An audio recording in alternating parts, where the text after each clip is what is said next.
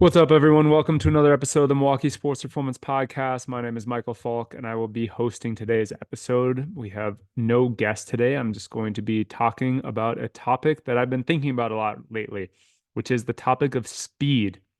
I think speed in team sports and individual sports is a differentiator in performance. You can pick your favorite sport, whether it be baseball and talking about exit velocity for hitters, pitching velocity for throwers, whether it be some type of field-based sport. Linear speed is almost always going to be critical. Multi-directional speed, or the ability to change directions, is going to be a differentiator. Or you could go to a sport like golf that is going to club head speed right now is directly correlated to performance and money earned on the PGA Tour, where the longest hitters in the world make the most money. So speed is critically important. And I think that developing it is often misunderstood, and people don't understand what goes into actually getting faster. So I wanted to dive into that a little bit and share some of my personal experiences with that and things that we've noticed recently in talking to players, families, coaches, things like that. The first thing that I want to tackle is some of the misconceptions about running speed, because I hear a lot of players that'll say, like, oh, I want to get faster. I need to go run sprints. Okay. And they are probably correct. To get faster, you do need to go and run and run fast. But what we see most people think of with improving running speed and sprinting is actually more like repeat sprint ability or conditioning. Okay.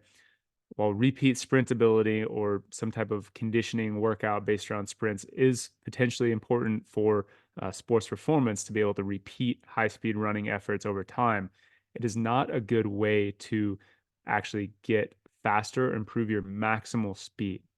In order to improve your maximal speed, you need to actually run at maximal speed, and you cannot do that in repeated efforts when you are fatigued or tired. So to really work on maximal sprint ability, or your top end speed, you need to have full rest in between efforts. Okay. The most common ways for athletes to work on sprinting speed is going to be something that's called a flying start. And this is going to be on a field where typically you're going to have a 10-yard area to build up, sometimes even longer than 10 yards to kind of slowly build up. You're then going to have 10 yards, 15 yards, 20 yards, typically some distance that you're going to try to maintain uh, or your top speed and hit that top speed. And then you're going to have another 10, 15, 20 yards to really be able to slow down gradually from that top end speed. So these are often called flying 10s, flying 20s, and it is designed for athletes to really hit that speed. But you cannot just turn around and run back in the other direction when you get to one end. You need to take often 3, sometimes as much as 5 minutes in between those efforts, because working on true top end speed is maximally fatiguing. Okay. And if you are doing this as a conditioning drill, and how many of these efforts can I get in to the next 15 minutes, you are going to not be working on top end speed. You might be working on, again, repeat sprint ability, but you will not actually be working on improving your top end speed, because you will be fatigued. And if you are fatigued, you will not be able to display that maximal effort and really work on that speed. So um, just remember that if you want to get faster, you cannot work on getting faster and your conditioning in the same drill. You might be able to do it on different days, things like that, but you can't be doing it in the same drill. So if you're a player and you're standing there saying, I want to get faster this year, I need to go run more quote unquote wind sprints after practice, that's probably not the way to accomplish that goal.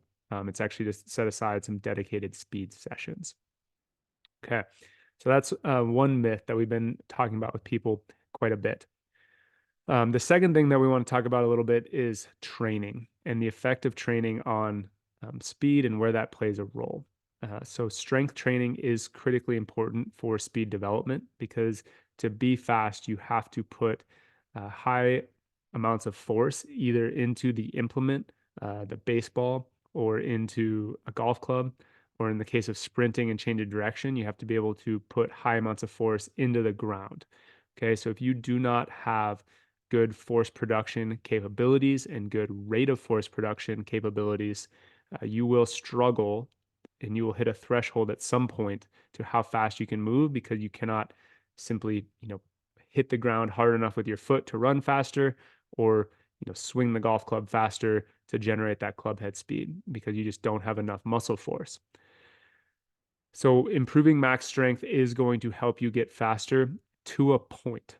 What we have been seeing, and there's a lot of debates on Twitter and online on where these thresholds are, that there is a point of diminishing returns where athletes will get relatively strong enough for their sport and for their speed level, where it's not that getting stronger won't help them even more, but uh, the returns will diminish. And where that is can vary. You'll hear a lot of people say throw out specific body weight numbers on you can squat 1.5 times your body weight, or if you can deadlift 2 times your body weight.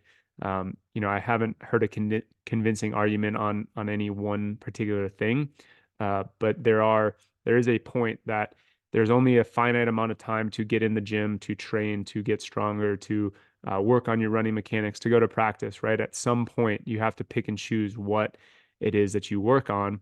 And there becomes a point that, you know, getting stronger might not impact your on-field performance as much as working on your explosiveness, working on your power development, or working on, again, just actually going and running faster or going and throwing the baseball harder, right? So, uh, strength is critically important, and many younger athletes in particular are going to get a lot of benefit off of improving their max force capabilities.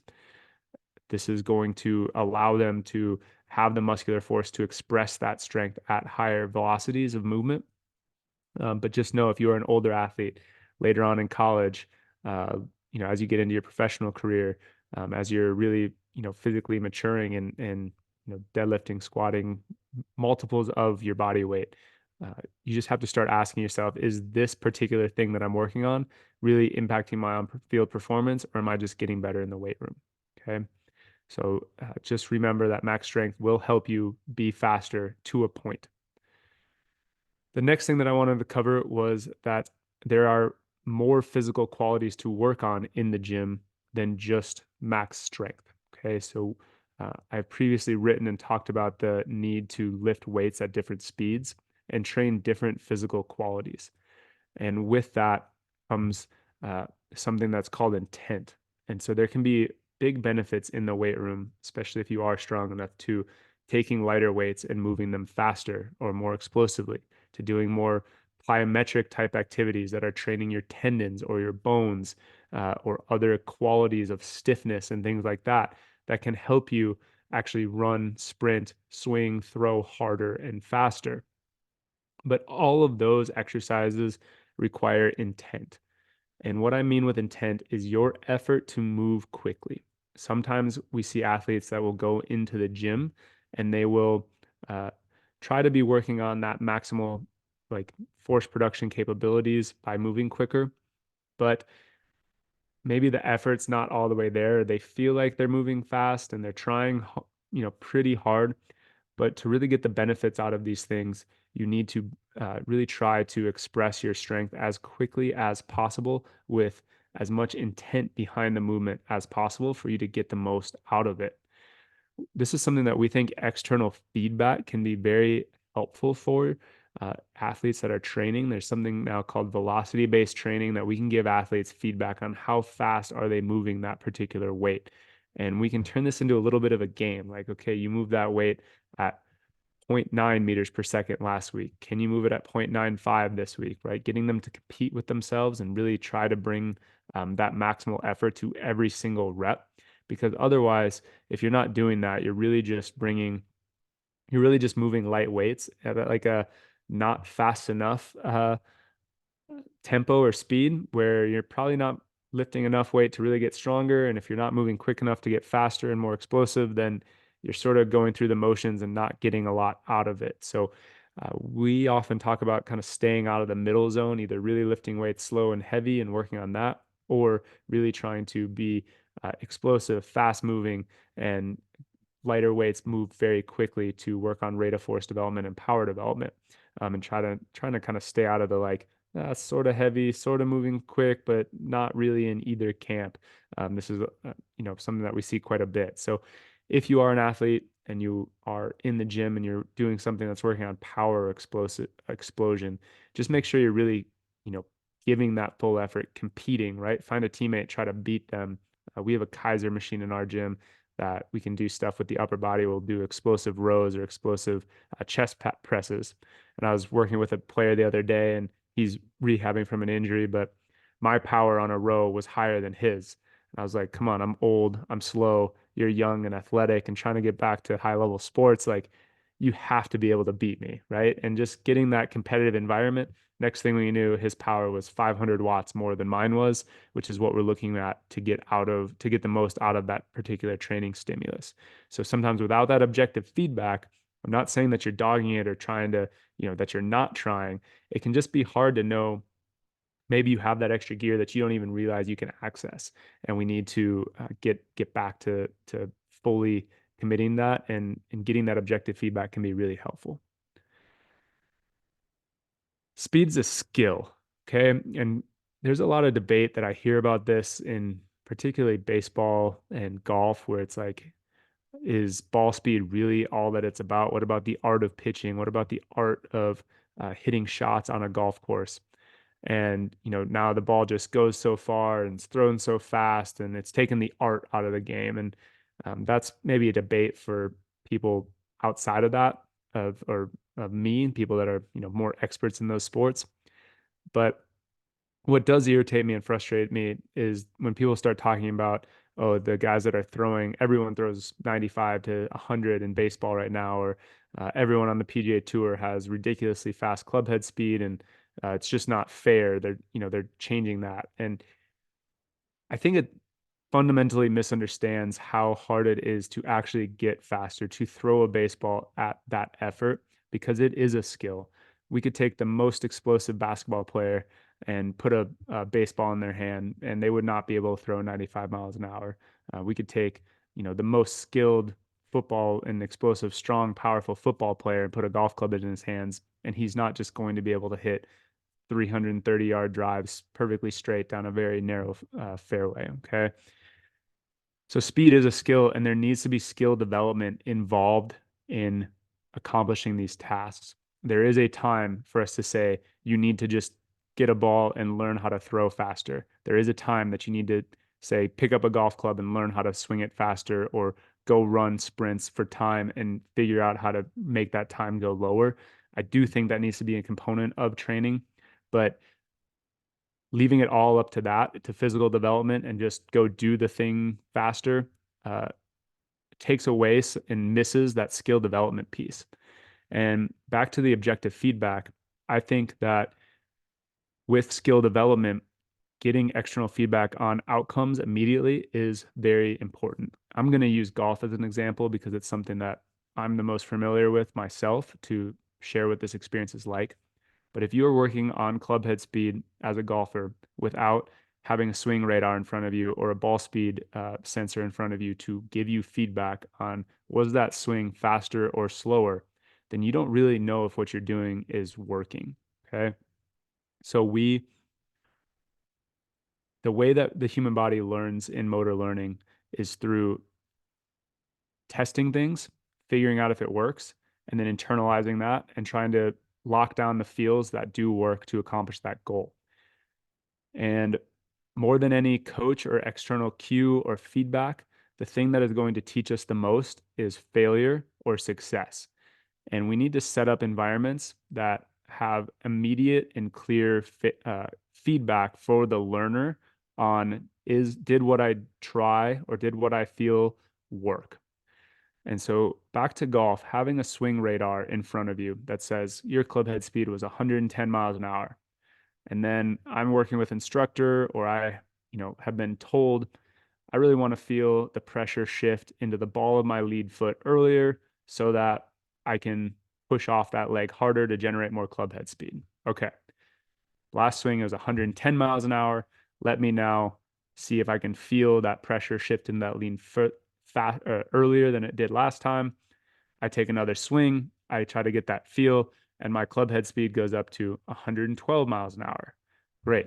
That that cue, that feedback, what I tried to do there worked, right? That is something that now I can continue to do and get feedback on. How did that go? But let's say that I wanted to feel a bigger turn into my trail hip. So I'm right-handed. I wanted to feel a bigger coil into my right hip during my backswing because I thought if I got a bigger hip turn, that would result in faster club head speed. So again, my initial swing was 110. I now try to feel this bigger turn into my right hip, and the swing is now 107 miles an hour. Okay, well, that cue didn't work. That feeling didn't give me that feedback on uh, that I was looking for, right? So now maybe I try again a couple of times, but if that club head speed stays consistently low, I know that that sensation, that feel, that move that I'm working on is not the way for me to generate more club head speed. Maybe for someone else it would be, but it's not helping me. Without getting that objective feedback, we are grasping at straws and we don't really know what the outcome is. And it doesn't give us a chance to develop the motor skill to move quickly. So you cannot ignore the motor learning component and the skill component of speed development because it is critical in all of these sports. And I don't care if that's sprinting technique. I don't care if that's how you get uh, in and out of your cuts or your breaks as a team sport athlete, your pitching mechanics, your swing mechanics for golfers or baseball players. But the motor learning and the skill aspect cannot be ignored if you really want to achieve peak performance and safety at those high speeds. Okay, so we need to run fast, swing fast, throw fast, and work on just the effort and intent behind that.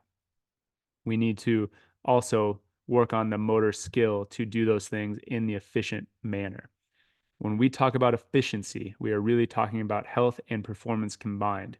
We are looking for the highest physical outputs with the lowest possible stress on your body. So in a pitcher, we're looking for the highest possible arm speeds with the lowest possible elbow and shoulder torques, because that's what's going to allow arms to stay healthy for the long run. With golf, it's looking for highest possible club head and ball speeds with the least amount of stress on, say, a low back. Okay, so using efficient mechanics to keep that commonly injured area healthy. With sprinters, we're looking for highest possible peak running speeds with correct mechanics to limit the risk of sustaining hamstring injuries. So those things go hand in hand, and to uh, ignore the skill aspect of getting faster is really missing the boat, in my opinion. The last thing I'll touch on is sort of back to that initial thing that I was discussing, that we can't get faster if we're tired. I think this is the other place that getting objective feedback is going to be critical. So I will again use the example of golf and club head speed.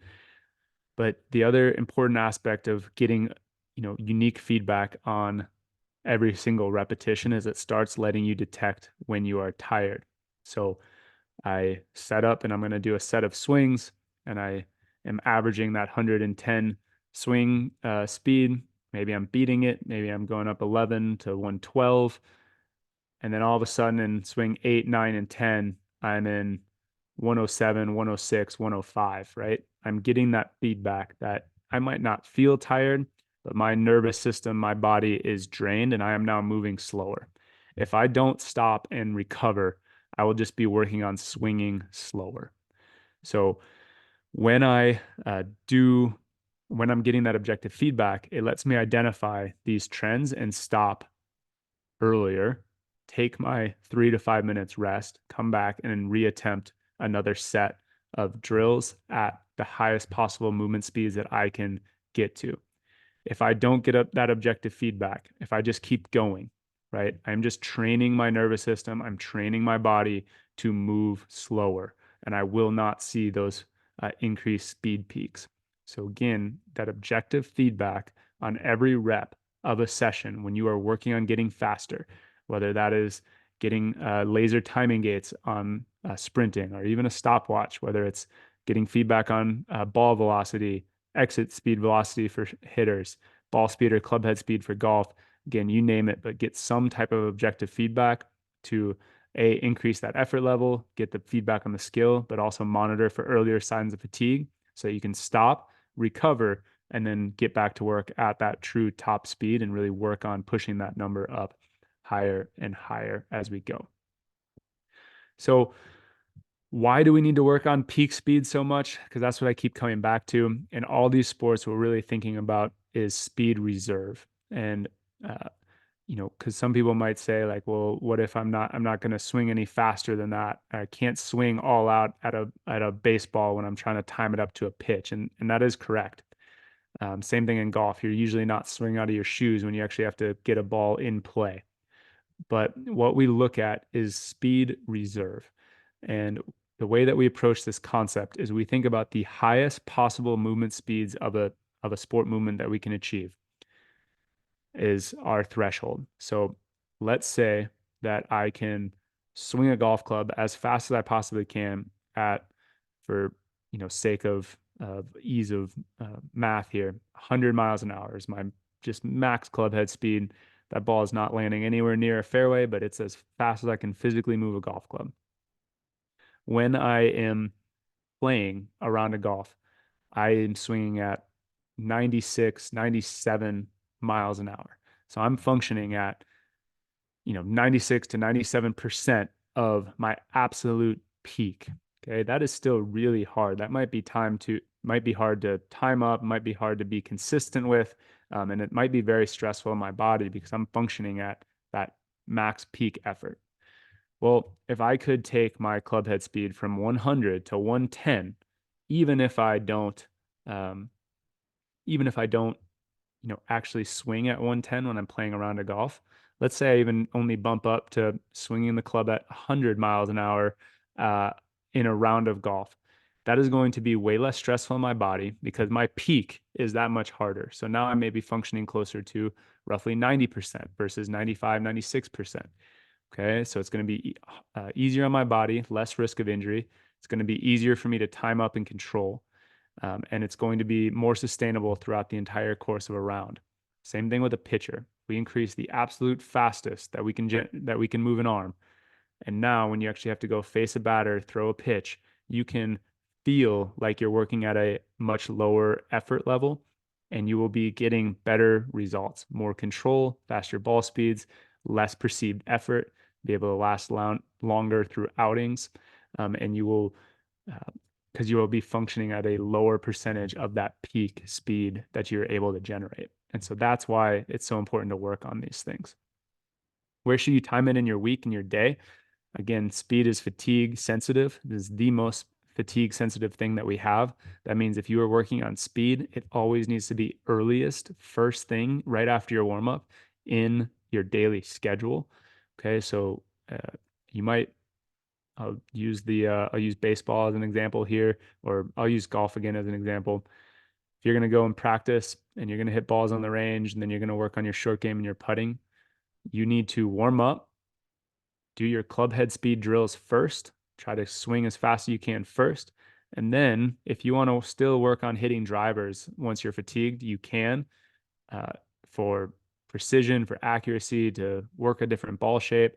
You just can't work on your max effort speed once you're fatigued. So it needs to be first before fatigue sets in, then everything else with your day, your workouts, your other skill development stuff, that can all follow it. It won't be as impacted as your fatigue will be. So whether it's sprinting, throwing, hitting, speed work is always first in your day. And then you need to be recovered. Okay. So you need to have some time from your last big effort to get your body neurally ready again to hit those speeds. So typically you're not going to be able to work on this more than 2, maybe 3 times a week. If you're trying to work on speed any more than that, you are going to be working into fatigue. We're going to see those performances decrease, and you won't be working on getting faster. You'll just be kind of honestly training yourself to be the same speed or even get a little bit slower. So 2 to 3 times a week is really the most that people are going to be able to benefit from some of these speed workouts because of how fatigue sensitive they are. So This is just something that I've been thinking about recently. It is the winter up in Wisconsin. This is when I always work on my club head speed over the winter. It's something that I've really been noticing in my training, something that we've been talking with families a lot about this baseball off season. And then even with our runners, distance runners, things like that. We recently had Jack Hackett on the podcast. He talked about why the long distance runners need to work on their speed development to get faster and run faster, even marathon times or half marathon times, and why speed's even important in a distance running sport. So speed has just come up so frequently in my conversations with people around the clinic recently that I just wanted to record a podcast, share some of the thoughts, some of the things that we've been sharing with other families and patients that work with us. And I hope that you guys have found this helpful. So here is to 2024, hopefully being your fastest year yet. And thank you guys for tuning in, and we will see you guys on the next episode.